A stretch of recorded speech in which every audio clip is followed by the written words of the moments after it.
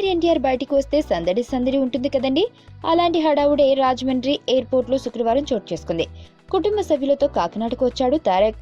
ఈ ప్రయాణంలో భాగంగా రాజమండ్రి విమానాశ్రయంలో దిగాడు. అంతే, అభిమానులు ఒక్కసారిగా సందడి చేశారు. కేరింతలు కొడుతూ పలకరించారు. తారక్ కూడా అభిమానులను పలకరించాడు.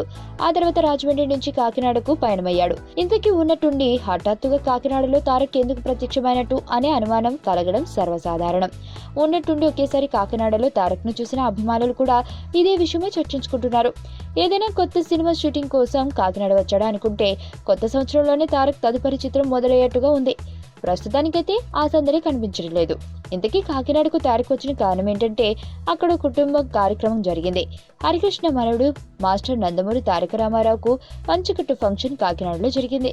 హరికృష్ణ కుమారుడు తారక్ కళ్యాణ్ రాముల సోదరుడు జానకిరామ్ ఓ ప్రమాదంలో మరణించిన సంగతి తెలిసిందే.